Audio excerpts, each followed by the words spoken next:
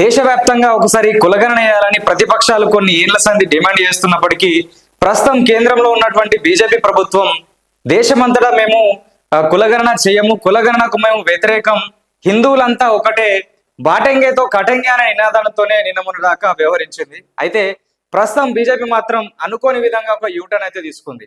ఇప్పుడు ఫ్యూచర్లో ఏదైతే జరగబోయే జనగణన ఉందో జనగణనతో పాటు కులగణన కూడా చేయాలని అయితే నిర్ణయం తీసుకుంది. ప్రస్తుతం కులగణన చుట్టే రాజకీయాలు నడుపుతున్నటువంటి ప్రతిపక్షాల నోరు మూయించడానికి ఈ నిర్ణయం తీసుకున్నారా, లేదంటే ఇంకా వేరే ఉద్దేశమా? అసలు ఆర్ఎస్ఎస్ విధానాలకు వ్యతిరేకంగా బీజేపీ తీసుకున్నటువంటి ఈ నిర్ణయం ఆర్ఎస్ఎస్ ఏ విధంగా దీనిపైన స్పందిస్తుంది?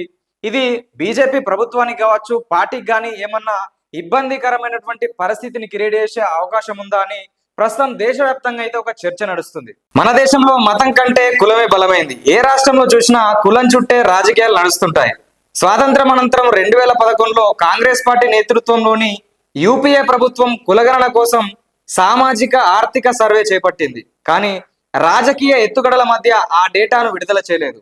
ఆ తర్వాత అధికారం కోల్పోయిన కాంగ్రెస్ సామాజిక న్యాయం కోసం కులగణన చేయాలని డిమాండ్ చేస్తూ వస్తున్న బీజేపీ పట్టించుకోనట్టే వ్యవహరించింది. బీజేపీకి సైద్ధాంతిక గురైనటువంటి ఆర్ఎస్ఎస్ ఎప్పుడు కూడా కులగణనను వ్యతిరేకిస్తూనే వచ్చింది. హిందువులంతా ఒక్కతాడిపైకి తేవాలని ఆర్ఎస్ఎస్ ఉద్దేశం. 2023లో ఆర్జేడీ జేడీ కూటమి ప్రభుత్వం బీహార్లో కులగణనను చేసినప్పుడు కూడా ఆర్ఎస్ఎస్ బీజేపీ తీవ్రంగా వ్యతిరేకించాయి.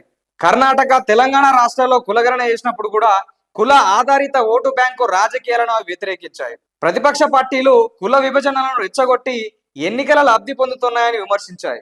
ఉత్తరప్రదేశ్ సీఎం యోగి ఆదిత్యనాథ్ గారు మహారాష్ట్ర ఎన్నికల సమయంలో ప్రచారంలో భాగంగా బాటెంగేతో కటెంగే, విడిపోతే చంపబడతామనే నినాదంతో కులగణనలను నిర్వీర్యం చేసే ప్రయత్నం చేసిండు. ఇక అదే టైంలో ప్రధానమంత్రి మోదీ కూడా ఏక్ హైతో సేఫ్ హై, అందరం కలిసి ఉంటే సురక్షితంగా ఉంటామనే ఉద్దేశంతో అప్పుడు నినాదాలు ఇచ్చారు.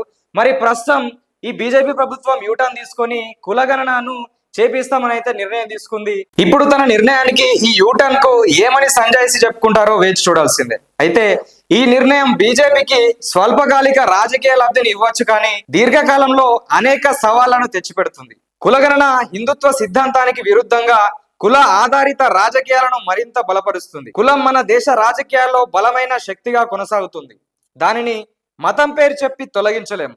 ఈ నిర్ణయం బీజేపీ సైద్ధాంతిక పునాదులను కదిలించి సామాజిక న్యాయం కోసం పోరాడుతున్న ప్రతిపక్షాలకు నైతిక విజయాన్ని అందించింది. 2021లో జరగాల్సిన జనగణన ఇప్పటికీ పూర్తి కాలేదు. ఈ నేపథ్యంలో వీళ్ళు చేస్తామంటున్నటువంటి కులగణన అవుతుందా లేదా అనే దానిపై కూడా అనుమానాలు ఉన్నాయి.